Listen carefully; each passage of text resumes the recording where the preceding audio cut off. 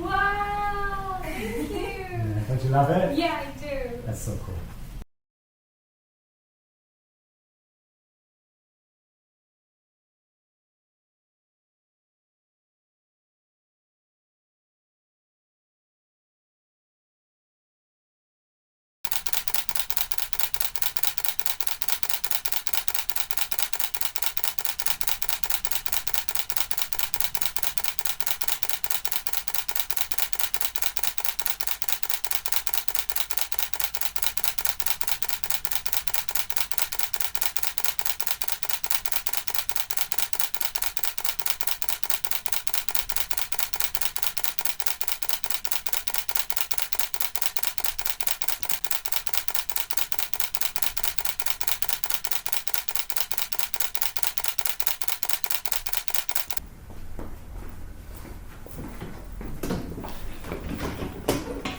Cool.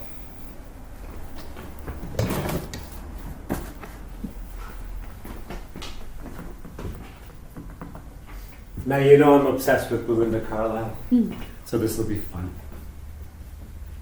Oh, we should have watched the video for. You've shown me. Okay, I was gonna say we should watch the video for inspiration, but yeah, you've seen it. Yeah, cool. You've shown me 3, I think. Of those. Yeah, probably yeah.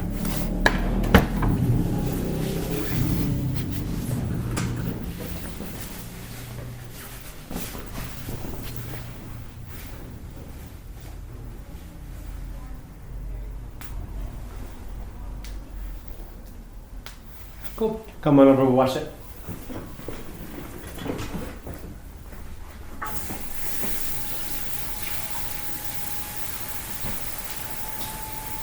Okay.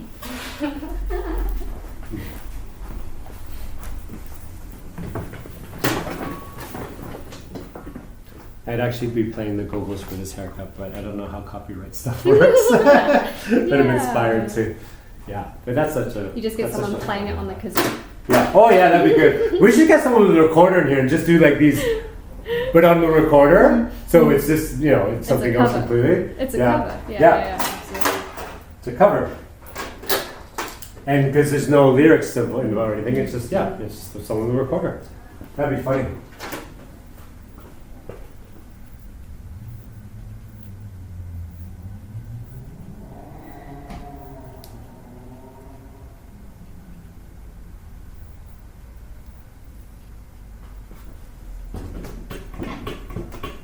I'm going high.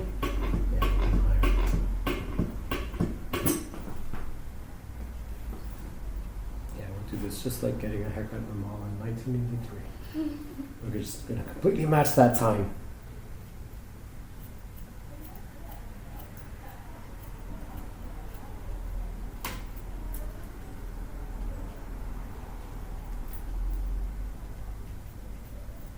The other show that I lit, a musical comedy show, that went really well. Yeah? Mm-hmm. Cool. I had lots of fun. Did it? Go. Yeah, yeah. These haircuts are really empowering, especially for performers. Yeah. And yeah, I mean, I over the wasn't years. even like in a performance space, I was just coming in as tech, but it's still really, really nice to Yeah. just feel like I can just come in and... Yep. Although, I guess I did do modelling for that one jumpsuit that I wore. That looked amazing. I Wasn't it really fun? loved the look of that one. Yeah. Yeah. So cool. Because they were like, oh, I can make one for you. Because I was like, oh, I like this, but I would like different colours. And they were like, oh, I can do that for you. And I was like, great, do you have pink? Because that's my favourite colour. Yeah, that one was amazing. But yeah, we're doing the right thing with this journey. So these haircuts are going to continue for more than a year probably. So we're going shorter, obviously. But then there's also, because cutting hairs change and growing hairs change, so it'll be the progression to other things as well. We don't know where we're going to end up. But we're just going to keep on with this journey. I just like change. Yeah, me too. If you stay the same for too long, then you get complacent. That's right. If you never ever change your hair in your life, you look back on all those photographs, someone says, "When was that?" You're like, Oh, whenever. when you, like for you, you're like, "Oh yeah, that was summer of 2021." And then we did that one. And then as it's growing back and turning other things, that's the evolving, which marks the different times in your life. And some people never change their hair, and then some people are constantly changing their hair. And then when you changing the hair triggers memories of different times. Yeah. And some people are too afraid to have change, and that kind of, you look back when you're 80. Like when you're 80 and you look back on something, you're like, oh my God, I'm so glad I did that. But you'll never have that feeling if you never take those risks in your life. So yeah. Taking the risks have rewards. Absolutely. Yeah. And anyone can have long hair again anytime they want. It's just called years of neglect. Because that's what long hair is, years of neglect. Mm-hmm. Yeah, and mine was absolutely ready for a cut because the ends were starting to feel really gross. Yeah. And this is your first time ever short, isn't it? This short. Oh, this short? That's short. Yeah. Yep. That last haircut was as short as you've ever had it. Or probably pretty close. Because I guess like to my ears is about as short as I've had it. Yeah. Yeah. So I'm excited. Yeah. I used to be really tied to my how long my hair was when I was a kid because I was convinced that if I left it long enough, it would just grow past my shoulders. Yep. And then it never happened. And I was like, genetics. Yeah. So then now I don't care. No, but with your hair type, less is more because you look like you have, if you have really long hair, it's fine hair. But if you cut it short, you look like you have more hair. Yeah. So less is more is true with your hair type.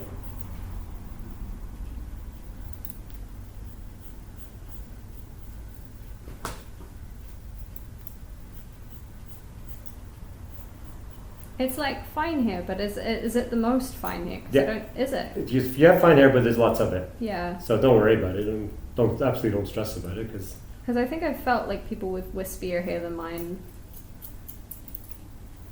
But I mean, I don't know enough. Yeah.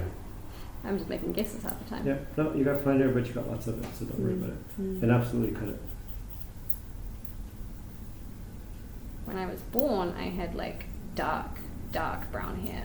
Yeah. And then it went platinum blonde. Yeah. And now it's this. Yeah. But your hair type, short fine hair, lots of it, works well short with like lots of mousse and styling product because it kicks it up. Like I'll say mousse because we're doing retro hair, but you use, like we have that styling clay and stuff like that we use as well. Like Amy Old Move.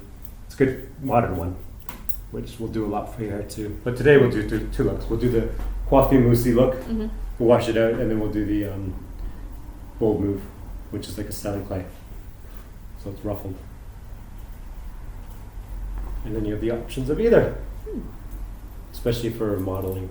It depends on what kind of look they want.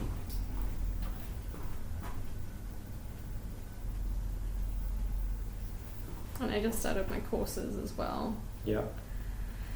Which is I'm doing a paper on climate change. Oh yeah. This trimester. Oh yeah. I'm finishing my degree in English. You guys call it trimester or semester? Yeah, so they're called trimesters because the summer school is counted as a semester. Oh really? And now you're at Massey or you're at Vic? I'm at Vic. I never heard trimester before. We say semester. Well, I'm from Canada. We semester things. We semester our high schools. So you don't count summer school? Or do you have a summer school? We semester our high schools, so you start semester at 13 years old. Wow. And then we semester at universities as well. So it's a bit different. In high school, there's 2 semesters, which is the fall semester and then the spring semester. Like, you do your fall semester, and then you have Christmas break, you come back, you do your exams, and then there's a bit of time off. And then February is like it's the winter to spring semester, and then summer off. But there is a summer semester, which is half.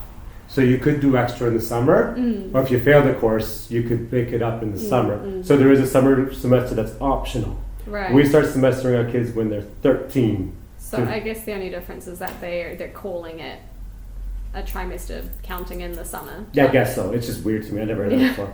But our universities are semesters and our high schools are semester. But what that means is when you go to high school, like high schools, you're our terms, and they're pretty much, you don't have much option as far as your courses go.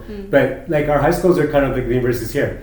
You could be going to the same high school as somebody else, but your high school experience is so vastly different because you're choosing your courses and your semester. They started kind of doing that in my year. It's just in New Zealand, it's well, they've already said education here is stuck in 86 compared to a lot of the Western world. They've evolved and moved on.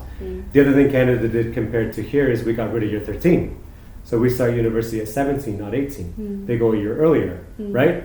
And then our drinking age in Toronto is 19. So if you started school at university at 17, 18, you've been there 2 years and you still haven't had a drink yet. Or you haven't had a drink like here. Here they go at 18, the drinking age is 18, their first year is a binge drinking year. Our kids, 40% of our kids will drop out in the first year because it's academically tough. Yeah. Not because they're partying. No, yeah. Here, 40% will drop out because they're drunk. Or they're I've so seen it, completely different, Yeah. Our kids still party, but they won't get drunk. If you're drunk on campus stumbling back, we have university campus police. What's going to happen with that? It's not going to happen. Here they have monitors. We don't have monitors, we have campus police. Same with the US. They start drinking at 21 years old and they have campus police. What's going to happen with that? You'll be kicked out of school, you won't get your money back. It's just not going to happen. So different.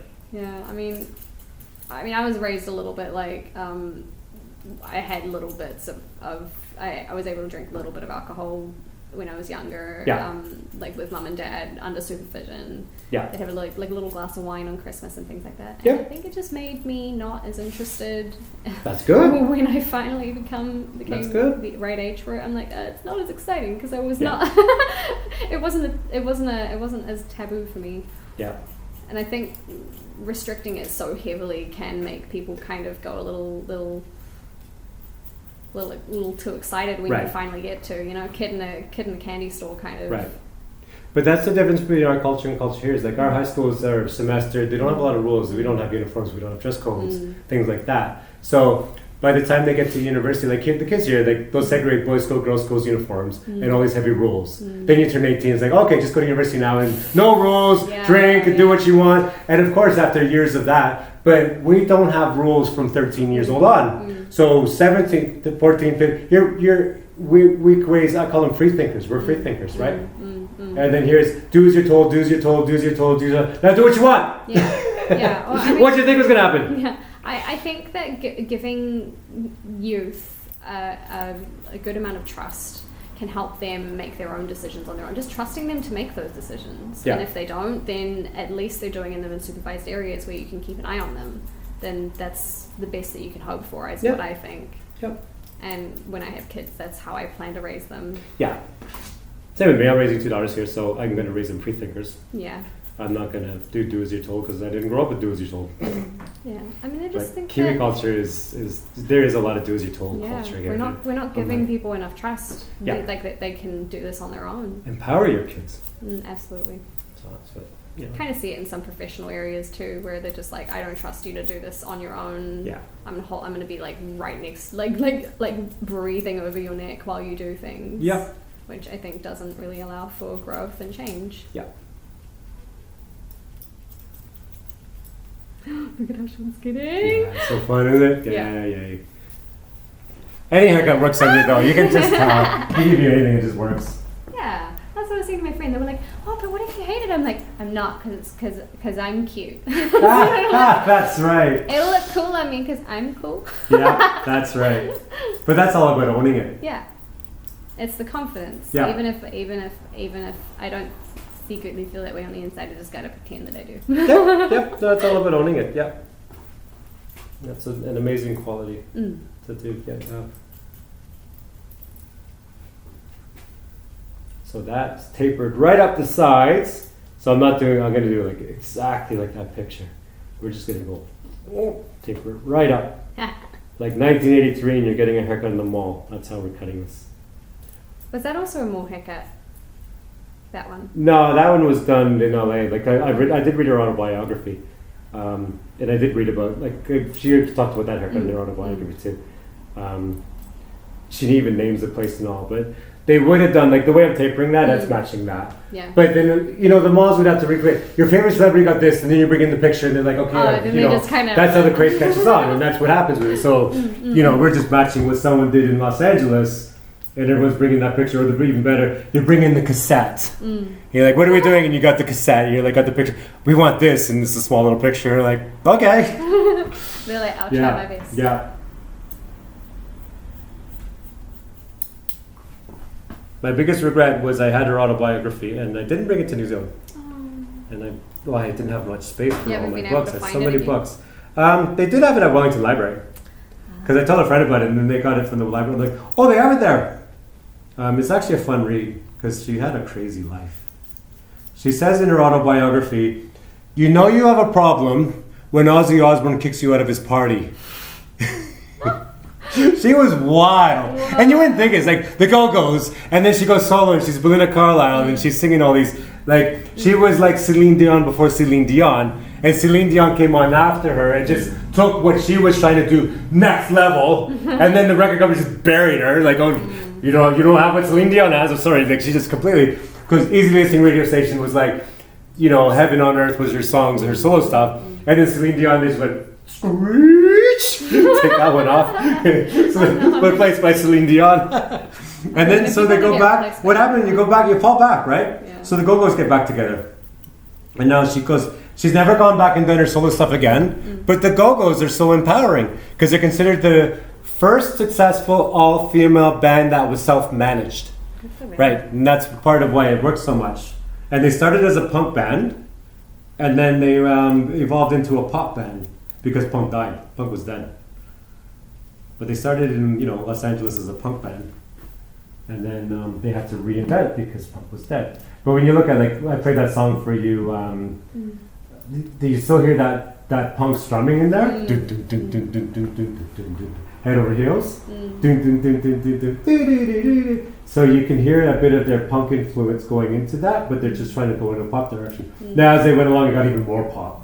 Because as the records sell, you're sitting on a cash cow. So a punk band goes pop and makes a fortune.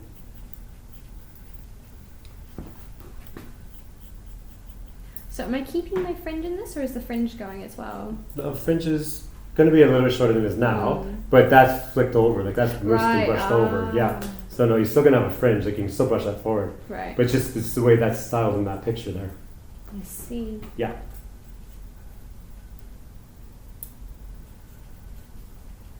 Yeah, it'd be so fun in the video if we could just be having Go-Go's playing in the background. But yeah, like I said, I don't know if the copyright's working. I'm not a lawyer, I'm a hairdresser. But I get it because I respect her. And I respect their copyright. Well, not just her as a band, it's the whole band. Collective of 5. And they were like, if you go back, one of the best interviews you can see if you go on YouTube is when they were on the Tonight Show, and Joan Rivers was guest hosting that night and interviewed them, and they talk a lot about their diplomacy and their equality and all that stuff that they had. It's a great interview. Then they perform, and of course Joan Rivers is great as always. She's like, oh, and you know, if you pick your favorite celebrity, like who you could date or whatever, and they all have they say, you know, it's just really cheesy back then because TV wasn't as honest back then. It's kind of like bubblegum. Like, oh, Mel Gibson. One of them says, Mel Gibson. Mel Gibson. Yeah, because that was before his drunken years, right? Like he was like hot, you know. That's before he got weird. Mel Gibson. I can't remember what the other one says, but you know, they say their favorites. But you know, their brain, they're just like, they're just saying it for the cameras. Like they really want to, you know. And they're talking about their fame and how people like try to sneak into the hotel rooms.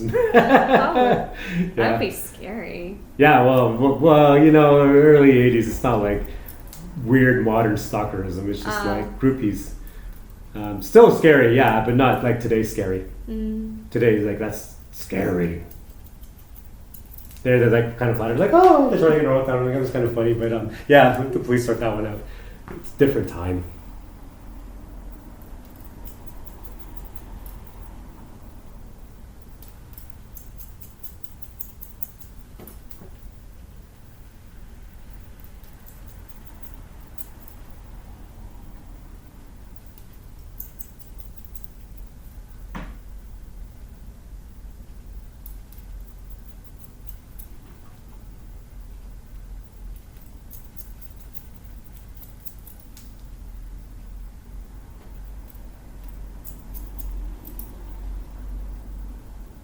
It's tickling a little bit.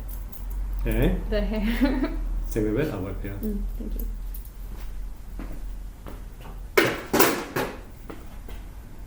Thank you. Oops.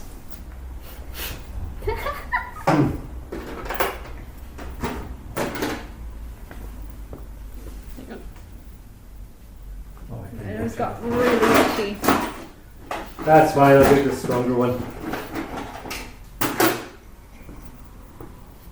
Thank you.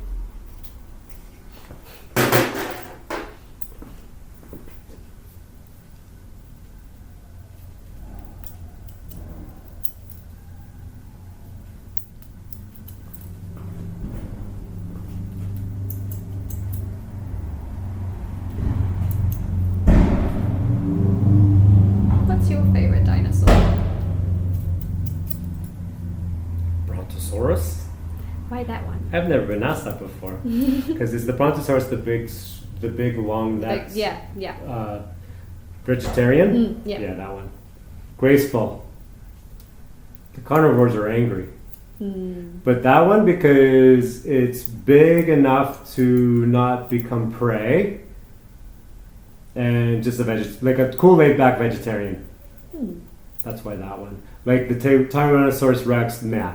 I wouldn't want to be one of those kind of guys. If you're a vegetarian, the food's in abundance. I mean, come on, look at the world back then. You don't have to fight anyone for it. Just like, like that's the laid back existence. So you're not like hunting down things to eat. And if you try to take on a Brontosaurus, probably the biggest one in the pack is going to stomp on you anyway. But you know, they couldn't have to take care of their young.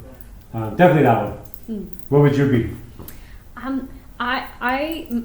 The one that I like the most technically isn't a dinosaur, but I like them anyway. And I want to believe that they are dinosaurs. Then it's just a silly classification put on something that's long dead. So I like them anyway. But it's the Plesiosaurus. Oh yeah. I think it's basically the one that looks like the Loch Ness monster. Yeah. Just a fun little water beast. Yeah. With a graceful long neck. Yep, and a legendary story, if it really is real or not, or if it's still there or not. It's not there. But the fact that they think it's there is awesome. It draws tourists. That's why it's still there. It draws tourists. A tourist draw. But do you think it ever was there? I wouldn't know. It's not there today, that's for sure. I mean, sometimes I think, oh yeah, for sure it's not. But then we only found out that we had giant squid near New Zealand waters. Yeah. And then for that's a long deep time. water stuff. But that's only limitation due to technology, not limit, But we have all the technology and we've completely overrun this planet so much that if it's there, we pretty much would have found it, except for deep ocean. Yeah. That's but the one mystery. If there's really a Bigfoot in North America, there's not really a Bigfoot in North America. I mean, come on. Most of it's paved by now. If there's a Bigfoot, he's hiding in a tree. The last tree is like... Or just like a really drunk mountain man. Yeah, well, it's the folklore of it, but I mean, come on, there's not much. I mean, there still are forests, but everything in between has been cut down. So to migrate from this forest to this forest, you gotta cross clearings. So, there's just not much left of this planet. That's... You're quite fond of conspiracy theories then? Oh yeah, like the satire ones, the joke ones, like for a laugh, but I'm not into them. Do you know New Zealand has a couple? I'm sure they do. Yeah. I got mine, I'll tell you mine after yours. We've got, because my friend and I did a New Zealand like paranormal and cryptid kind of thing, and one of them was the Fjord Moose. So there's a theory, well not a theory, because at one point they brought moose down to the South Island and then some of them got lost. And the theory is that they're still alive and well in the woods somewhere. Yeah. But moose are quite elusive. Yeah. Because we have them in Canada, they're actually quite elusive. So, like, the idea is that they're still there, but most people are like, well, probably not. And then the Kaikoura Lights is another conspiracy theory that aliens visited. Bright lights. Someone could witness bright lights over Kaikoura, and then from that, people think aliens. Yeah. That's another fun one. Yeah. Do you want to hear mine? This one I came up with, and it's been a running joke in here for quite a while. Okay. So mine is that, now I've lived in New Zealand for 10 years, and you learn a lot about invasive species, right? We're the invasive species. Oh, of course. Yeah. And here's the theory. Or parasite, that we were a colony at the beginning, but what happened was, from another planet, that's where our species originally comes from, but that planet has a different mass. Therefore, it has a different kind of it's still oxygen, but the oxygen may be denser or lighter, depending on the mass and the gravity will be different. So what happened is they set up in the lab experiment the 2 original species of this planet that were modified for this environment, and they dropped them here. So that's creationism. Yeah, and off they went and left to their own devices, and they're supposed to come back, but they haven't been back, or maybe they come and check every so often, or maybe there's some intergalactic planetary war that they haven't been able to get back, so we're left to our own devices. So what's the first thing we did? We got rid of the natural species, the Neanderthal. Oh, they had to go. And from there, we've just been fucking it up ever since. We've been messing around with it ever since.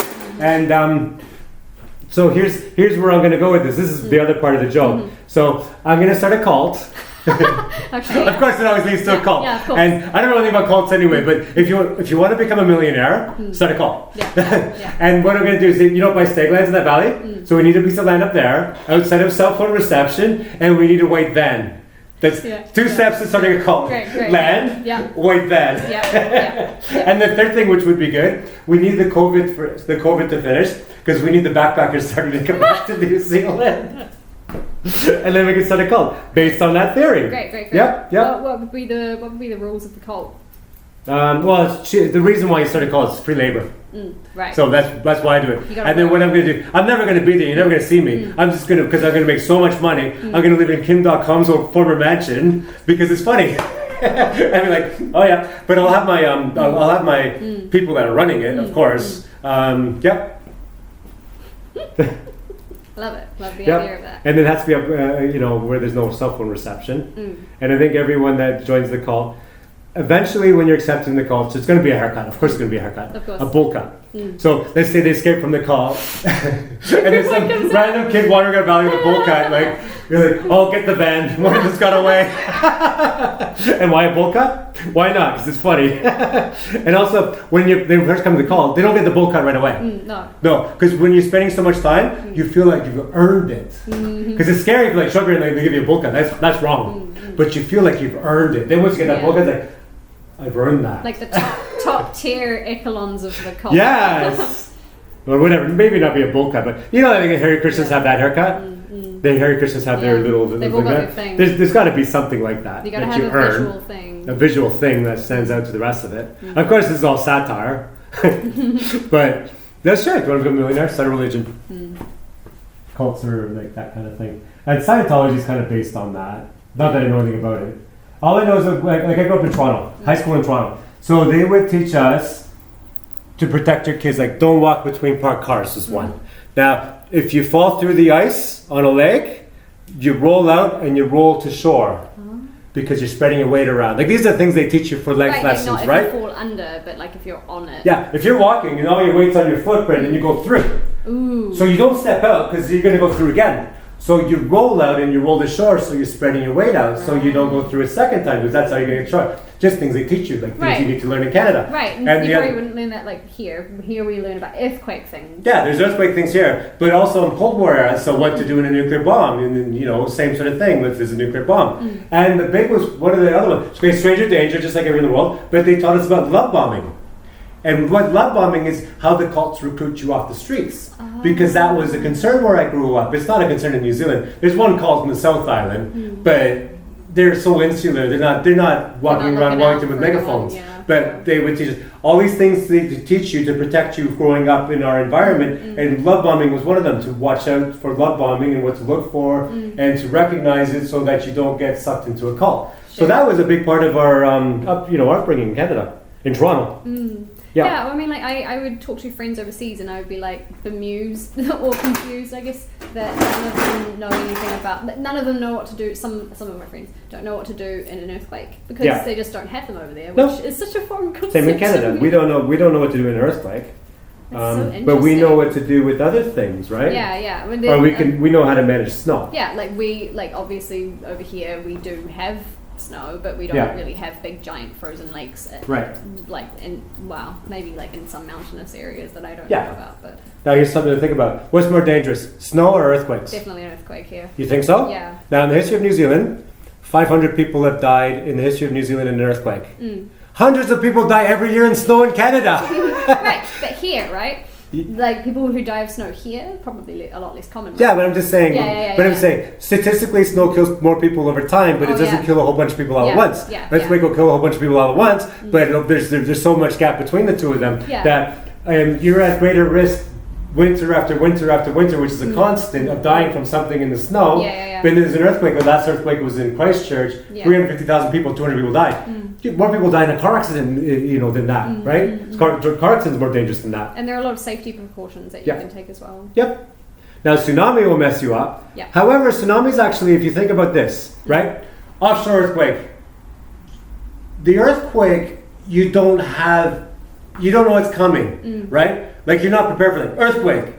You can just do this, but you don't know what's left. But you survive that earthquake. You know the tsunami wave's coming. You have control over the tsunami wave, where you have no control over the earthquake. You know what's coming. You head for the hill. Yeah. You've got time. You got time. But here's the issue with a tsunami: you head for the hill. That's what you're supposed to do. Unless, where's my kid? Oh no. Or unless my mom, my senior mother, she's at home. Oh, I gotta go. Or my kid's with the babysitter. So you head for the hill, the majority will, and people are like, well, why do these people not head for the hill?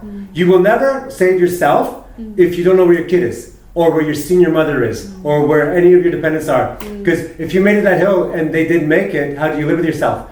So that's the thing about a tsunami. But beyond that, my kid's school is above the waterline for the tsunami. Was that an important factor? Yeah, because we all had it all planned out. Our house is above tsunami line. This business is above tsunami line. Our kid's school is above tsunami line. Yeah. But they're on a field trip that day. Yeah. Right? All the planning in the world, like, oh no, they're fine, they're up the hill. So the earthquake comes, like, oh, tsunami's coming. They're on a field trip. Oh, shoot. Now, am I going for the hill, or am I going to go to where I know where their field trip is? Because there's a teacher trying to manage all these little kids to get them up a hill. You know? You would just really hope that the guardian in charge would be. But maybe it's too much for them, right? Because it's too much, in a normal circumstance, the kids are a lot of work. Try to get all those kids up a hill. Yeah. So even the best laid out plan all falls apart because of a circumstance. That's human. That's humanity. Yeah. Yeah. Now, the odds of surviving an earthquake, you don't have much control over that. You head for a pillar, right? You hope. But you have no control over that. But then when you survive that and the tsunami's coming, then the tsunami you actually have a lot more control over, unless you're in a circumstance like I described. Because your anxiety kicks in like, oh my God, this majority will make it to the hill. Yeah, not to mention that some people freeze under stressful situations. Yeah, they do. So yeah, that's the reality of humanity. You like your hair short? Yes. It's cute. Now show the back of the mirror before we mousse it up and do so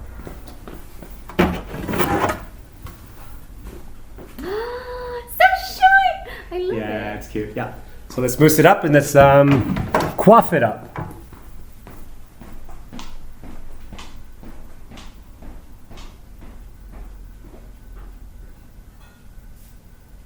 I'll use the stones. And of course, we like to thank our sponsors, Little Mousse and Hairspray. And as always, we use Amy Wella. This one is the Shape Control, which is the strongest mousse. Whoa. And that's awesome.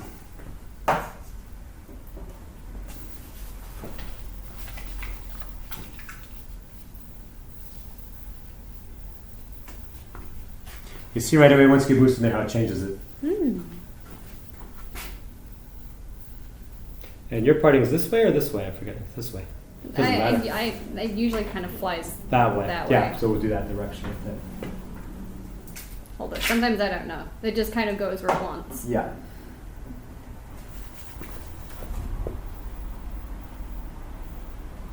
Yeah, we'll go that way with it.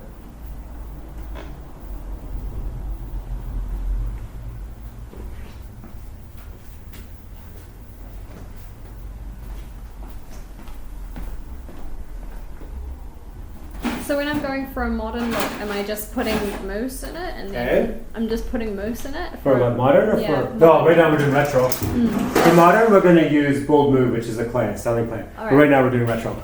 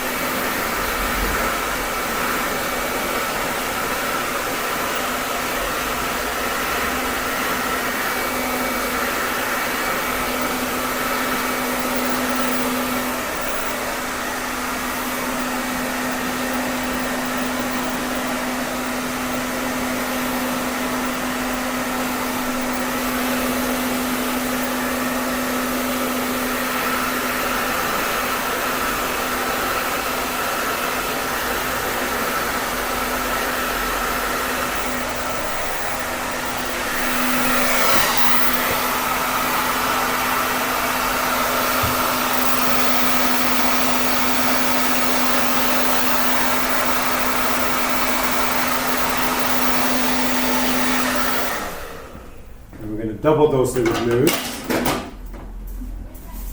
To pump it up even more. More. So we're eating some fluffy. Yeah, but we're not enough there yet. Not quite there yet. Does that mean you're going to blow dry it again? Yeah. Yeah, we're just layering on top of layering on top of layering.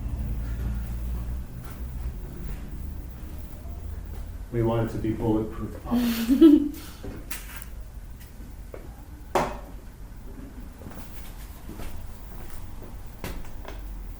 And that's the key. If it doesn't feel like it's working, it's not because it's not working, it's just you're not layering it. You have to layer it on top of layer on top of layer. A trick. Yeah.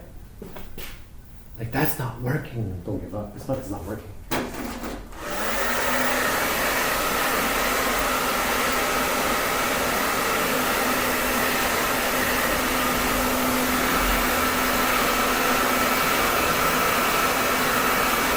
It was working.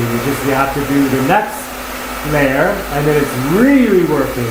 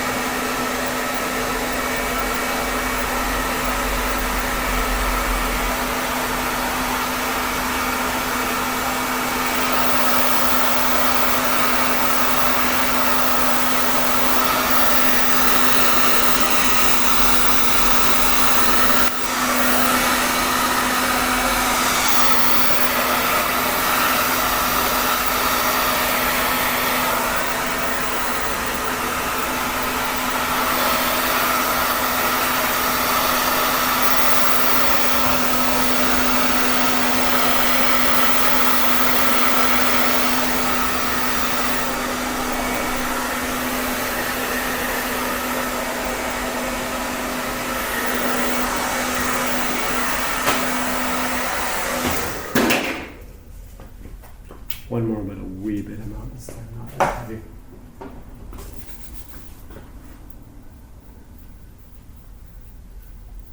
let's see what that's doing now. Ooh. Because we got the puff, but we don't want to have the grits. That's what we're doing next to the grit. Yeah,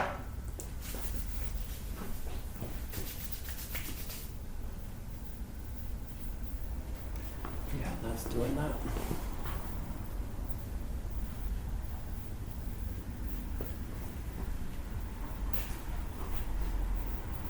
There's a bit more in there.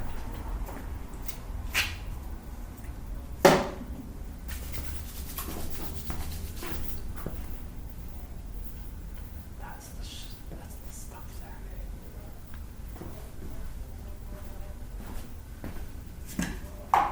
Now you look like an 80s teen movie. Which is exactly what you do, why you do headshots of this stuff. As we do them, because they're forever in your headshots. Then your hair goes back and evolves, and then someone looks and sees when they're recruiting, you know, when they're casting, they see these old headshots like, that's what we want! And then the agent calls you and says, would you be willing to have that haircut again? And you're like, yup. Yup, I do that. But you also, you don't say yes quickly. You say, oh, I've been growing it for a while, but yeah, no, I'll do it again, but that $5,000? Because even though you do it for free, you do it for the job, but don't be so hasty with that response. You'd be like, yeah, I'll cut it again, but I've been growing it for a while, just blah, blah, blah. I'm really attached. I'll ask them. They said $5,000. Yeah, they said $5,000. Plus, plus what they're going to pay you, plus an extra 5,000 if you cut your hair. So don't be like, I'll do that. No, that's not what you say. You say, this is how much is the roll? Oh, if I have to come back, can I get an extra $5,000 for the trouble?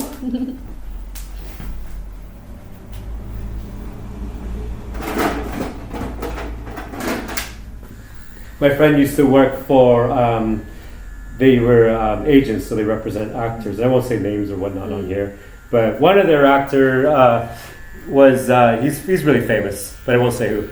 So anyhow, hanging around the office with them, because after work you can hang out.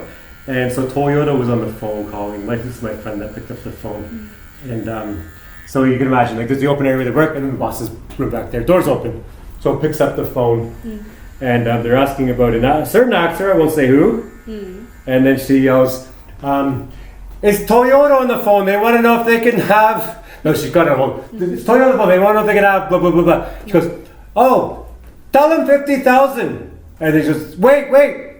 Tell them 50,000 and a Toyota. No, wait. Tell them 50,000 and 2 Toyotas because my daughter just turned 16. So she picks up and she says, about 50,000 and 2 Toyotas. He goes, okay, a second. They said yes. And then she says, make sure US. Because it's in Canada, so US is even higher. We just want to clarify, is that 50,000 Canadian or US? US. Tell them we're good. And it's so funny watching how quickly that happened. Wow. And then, we'll get the paperwork. God, it was so funny watching how that happened. 50,000 not a lot of money. But also because he was local Canadian, he wasn't a big US guy. Which is funny watching that happen.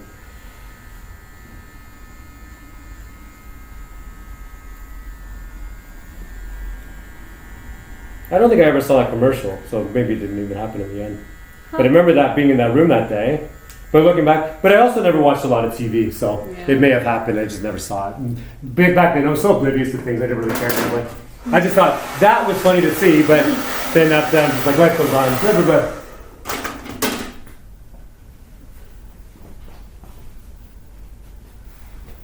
How fun is that? And I grab the mirrors from back. Yeah, you're coiffed up. Fun.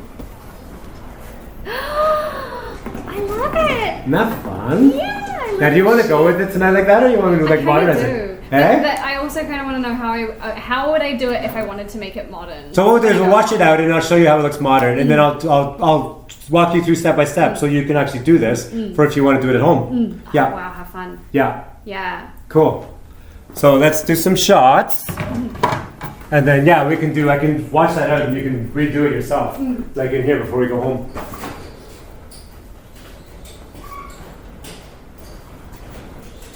Come over here.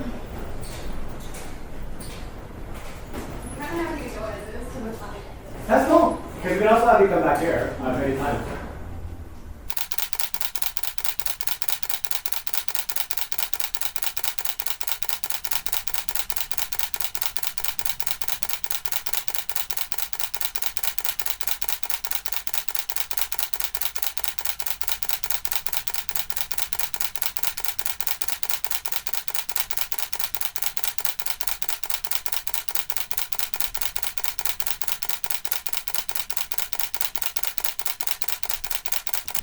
Cool. Now, do you want me to watch that and have you recreate it, or you want to see the look of modern, or you just want to keep it? Show me the modern one. Should go on. Okay. Show me the modern one. Okay. Oh, my earrings are not very close.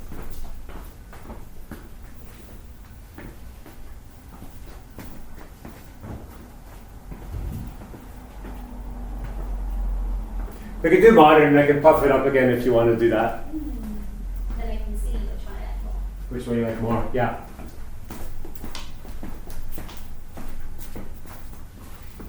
Well, come over here, we'll watch it. Oh, right, We'll yeah. watch that out, yeah. Your hair's so short and quick to dry anyway, so you know. Yeah, it's all, I already yeah. found it's already so fast. Yeah. It's so different when I get it long. Yeah. Yep. Come on over. So now you're to learn how to style this modern.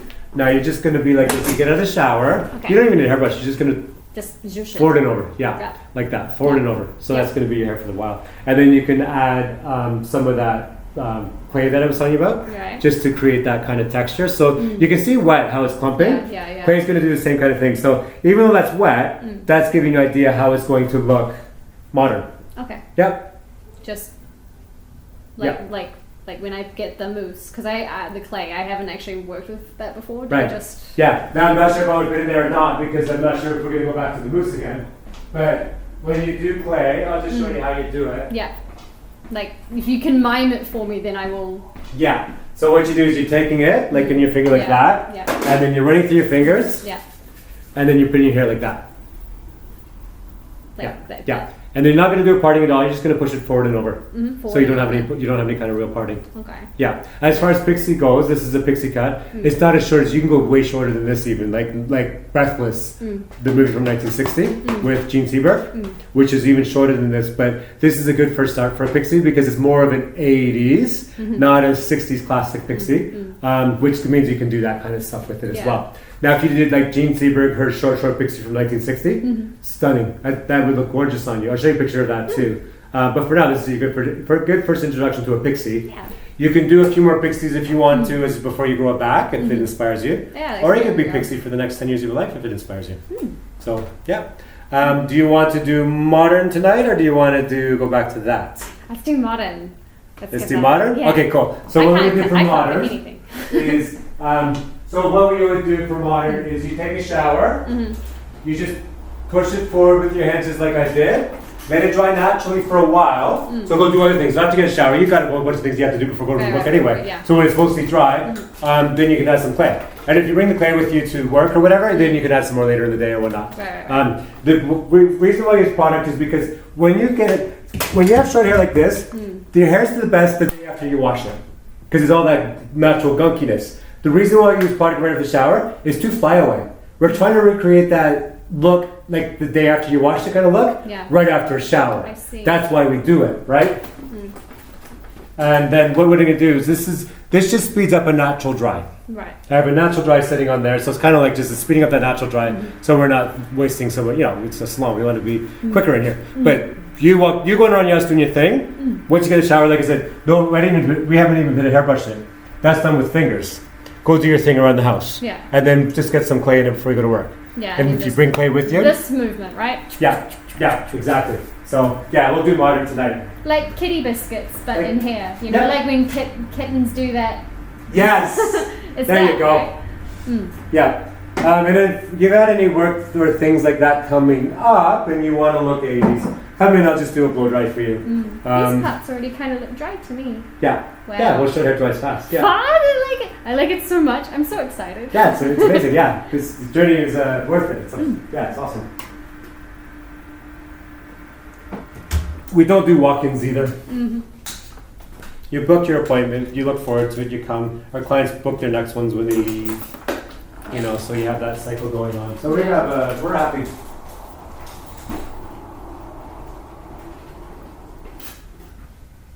Yeah, one Karen, and that was our first Karen in like 3 years. Like it's so rare for us. I'm gonna do perfectionism on your hair for a minute. Is that a product? No, perfectionism is me going over everything like all crazy like. Okie dokie. Yeah.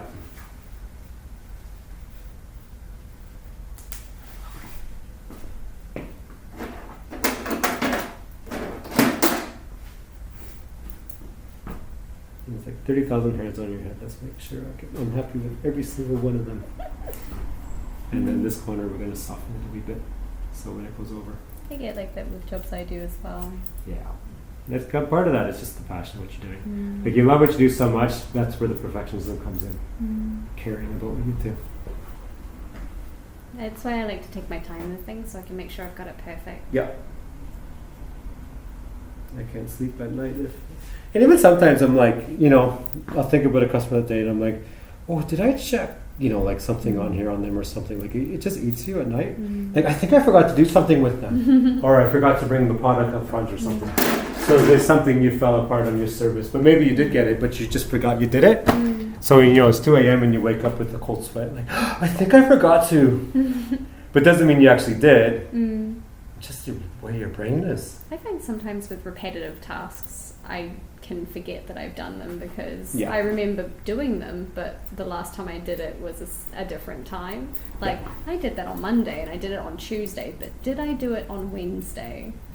Yeah. That's when I start to lose the plot a little. Yeah.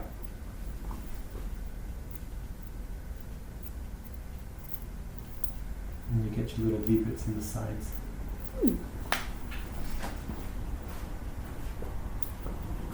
Made famous by Star Trek. V. What's your favourite Star Trek?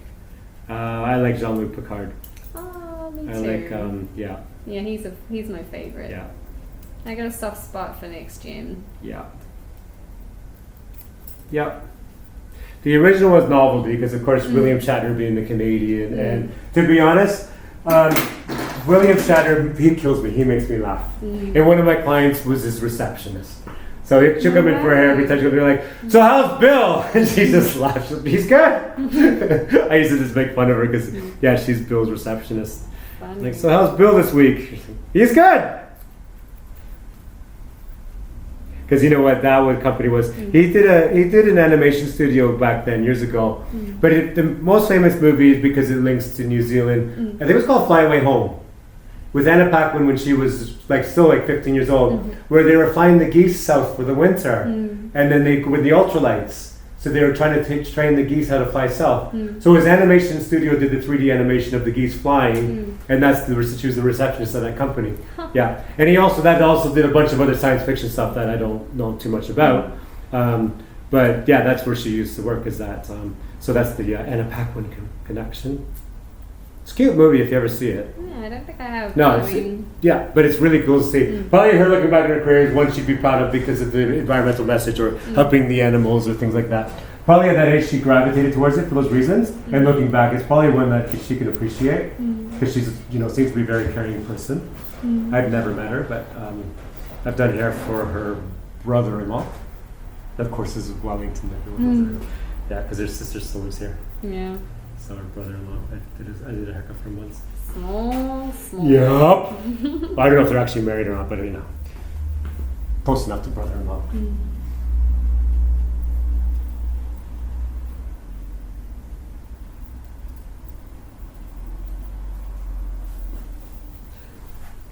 No, I'm happy with that. So we're gonna do this is how you do this thing properly. Okay. So I should get you to do it.